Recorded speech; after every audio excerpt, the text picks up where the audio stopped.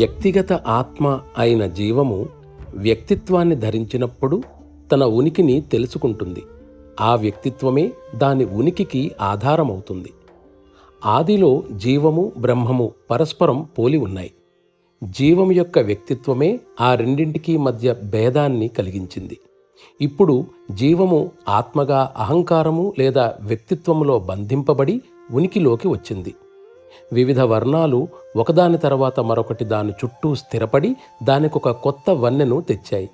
ఒక విధంగా లోపల వివిధత్వము స్థిరపడనారంభించింది.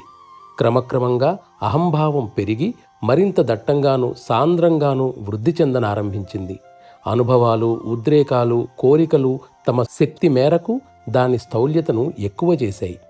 ఆ విధంగా జీవము బంగారు పక్షి వలె దేహం అనే పంజరంలో పూర్తిగా బంధించబడింది. జీవము యొక్క చరిత్ర అంతా సంక్షిప్తంగా ఇదే.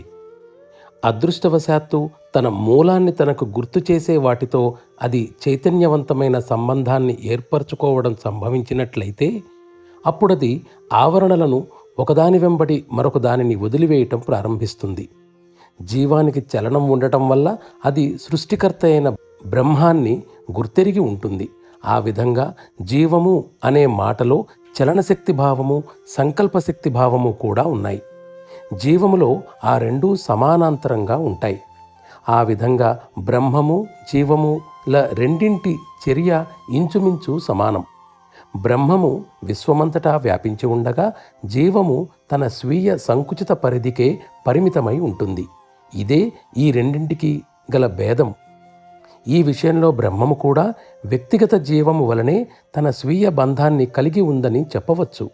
తేడా ఏమిటంటే బ్రహ్మము యొక్క బంధముతో పోల్చి చూస్తే జీవము యొక్క బంధము మరింత దట్టమైనది, మరింత స్థూలమైనది. బ్రహ్మమును గురించిన సరైన భావం ఇదే.